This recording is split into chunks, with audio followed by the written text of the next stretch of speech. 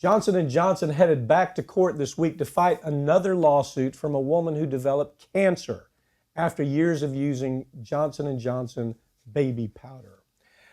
This story just continues getting crazier. The last verdict that was taking place was in New Jersey. I believe so, yes. And they come back with a multi-million-dollar verdict against Johnson & Johnson. The interesting thing about it is Johnson & Johnson has lied and told the American public, we don't have asbestos in our baby powder. And now the lawyers that are trying these cases, not only are they showing the jury, here's the asbestos fiber.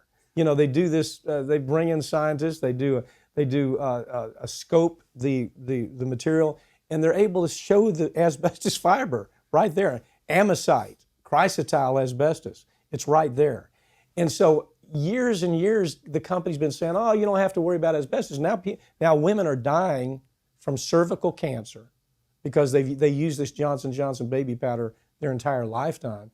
And they're dying from mesothelioma. Right, and this woman in this particular lawsuit that began on Monday of this week, she died from very rare form of cancer, they said, at age 30. Yeah. You know, cancers that usually take mesothelioma decades. takes 30, 40 years. Yeah. But she had used baby powder all her life, so she's dead at age 30 because of Johnson & Johnson. And what's interesting about this case, too, and at first I didn't agree with it, but the more I remembered about this case, because you and I have spoken about this. We've seen the documents. You wrote an article. But they brought in, another one of the defendants is Rite Aid, the pharmacy. Right. And so at first I thought, well, you can't necessarily hold them accountable for it. But then I remembered the marketing materials. Johnson & Johnson worked with the pharmacies to create these big display ads. The pharmacies were complicit with it to make sure that they pushed this talcum powder, especially in low-income communities. They would go to areas with higher populations of African American and Hispanic women and market it to them. That's their major marketing source.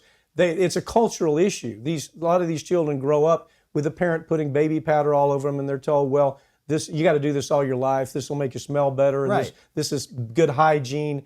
And they're told there's no harm in that. And the whole time that they were doing that with Johnson & Johnson talc powder, it had asbestos in it. I mean, look, where do they get the talc? They get it out of mines. They've looked at the mines where they get the talc. There's asbestos all over the talc mines.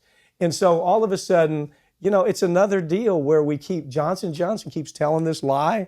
They've been hit for $78 million, $75 million, $117 million. Right. What has it been? 5 verdicts so far and hundreds of millions in total that they've paid out because they've lost every single case because they're lying? And what tells you that is those are different juries, you see.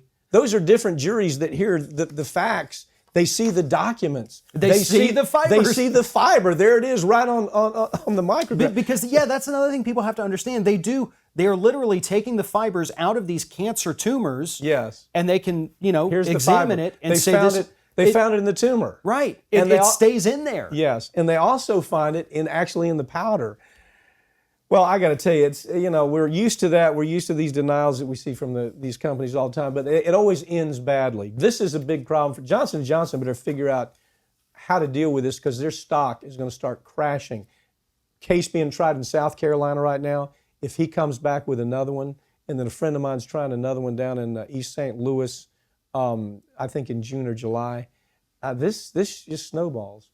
The problem is you got defense firms that are telling them, oh, we can win. Yeah. Well, the defense firms are being paid a gazillion. These defense firms, no exaggeration, are being paid $7 to $10 million every time they go to trial. So they don't have any reason to tell Johnson & Johnson, you got a runaway train here, buddy. You better deal with this. Because they're silk stocking law firms, they're in towers, 50, 60-story towers that they own, filled up with, uptight, right-wing, silk-stocking corporate defense firms.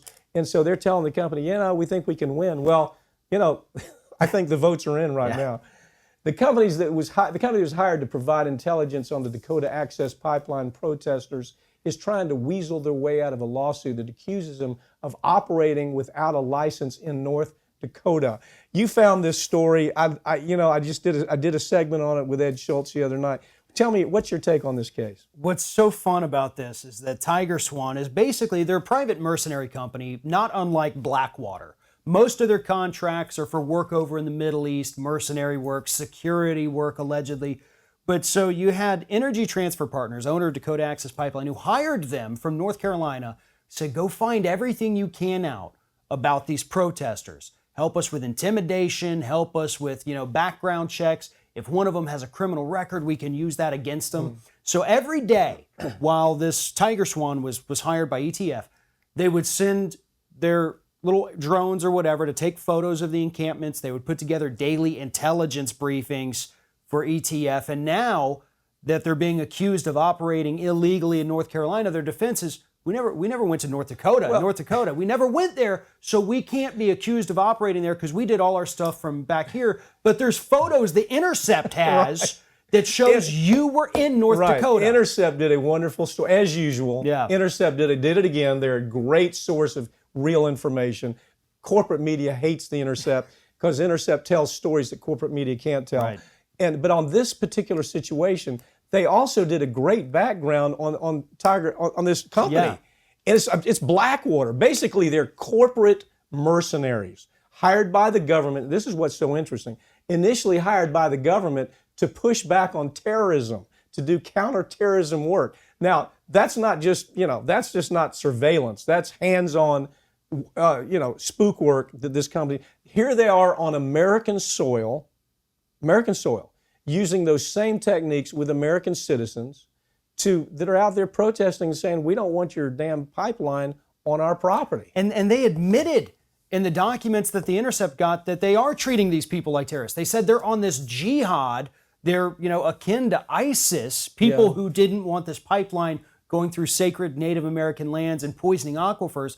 They're jihadis in the eyes of Tiger Swan. But what's also interesting, I know we only have a few seconds here, but Tiger Swan's info that they gathered on the protesters, ETF is trying to use that in a lawsuit against the protesters. So that's why Tiger Swan wants this other illegal operation suit to go away. Because if they're found to have operated illegally, all that alleged evidence they gathered is getting tossed out by the courts. The big lawsuit is against the company that hired Tiger Swan and Tiger Swan for the rubber bullets, the gas, the injuries that they did to these protesters.